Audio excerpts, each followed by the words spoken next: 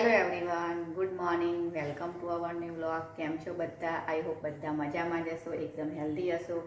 તો મસ્ત સવાર થઈ ગઈ છે અને અત્યારે વાગી ગયા છે 9:30.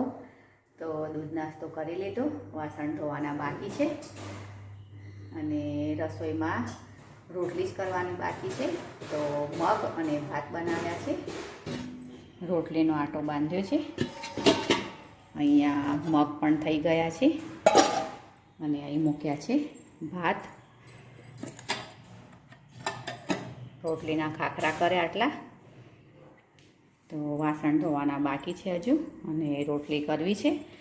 તો પહેલાં રોટલી કરી લઉં અને કપડાં તો આજે વધારે હતા એટલે મશીનમાં નાખ્યા છે ધોવા. તો કપડાં ધોવાય છે, હમણાં જ નાખ્યા છે મશીનમાં.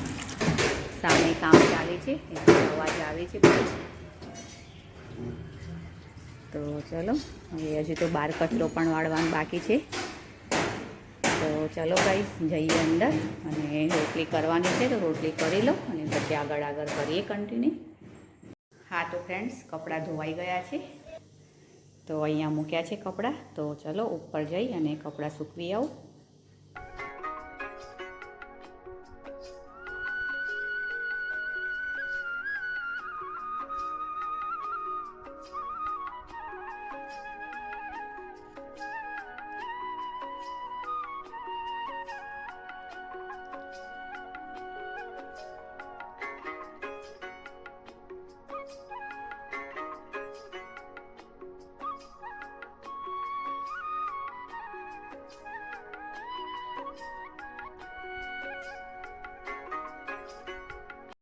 હા તો ફ્રેન્ડ્સ, રોટલી થઈ ગઈ છે.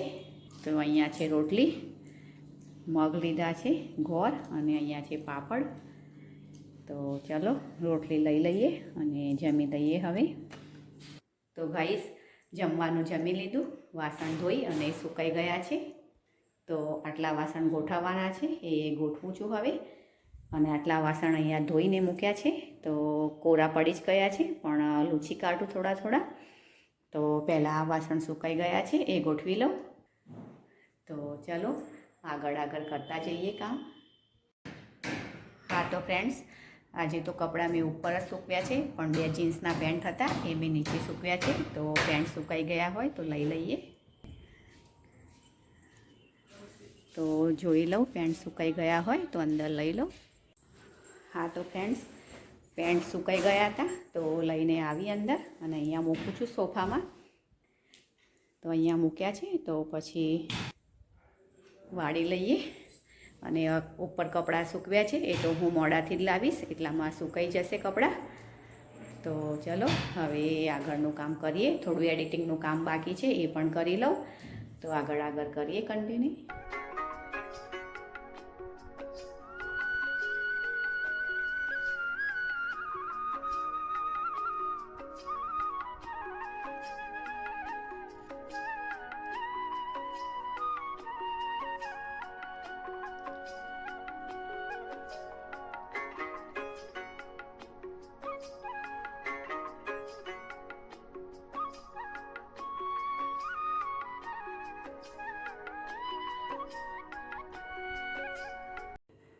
તો ગાઈસ, અત્યારે જમવામાં બનાવું છું કેળા પરોઠા. અહીંયા મેં કેળા બોઇલ કરી અને મેશ કરી લીધા છે અને એમાં નાખવાના છે લીલા ધાણા. તો ધાણા સમારી લઉં. લીંબુ પણ લીધું છે, ગળપણ ખટાશ નાખીને બનાવીશું. અહીંયા મેં શિમલા મરચાં અને ટામેટાં પણ કટિંગ કરીને રાખ્યા છે. તો સવારે મેં રોટલીનો આટો બાંધ્યો હતો, એમાંથી થોડો આટો આટલો મેં રહેવા દીધો છે. તો એનાથી જ પરોઠા કરી દઈશ. તો 2 જ જણા છીએ જમવા માટે. નિહાળ તો આજે બપોરે ગયો એટલે 2 જ જણા છીએ. એટલે 3-4 પરોઠા હશે તો પણ થઈ જશે. સવારની 5-6 રોટલી પણ પડી છે. તો ચલો હવે કેળામાં મસાલો કરી અને તૈયાર કરી લઉં અને પછી કેળા પરોઠા બનાવી દઈએ.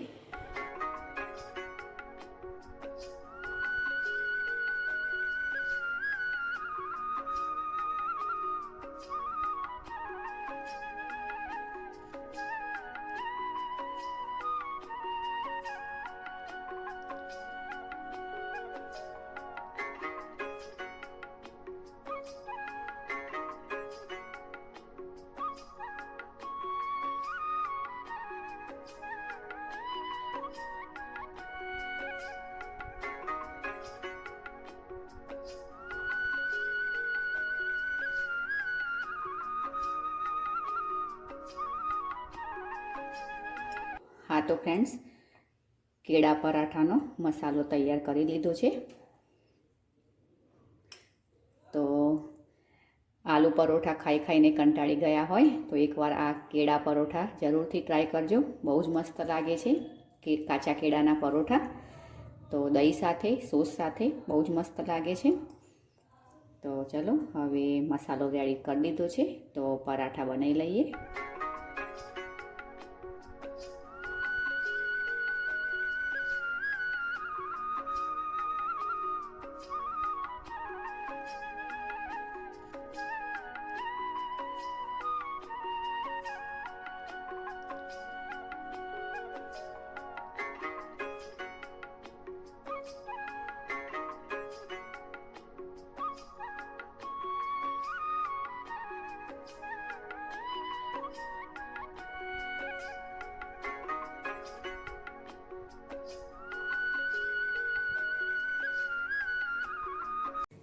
હા તો ગાઈસ, કેળા પરોઠા બની ગયા છે.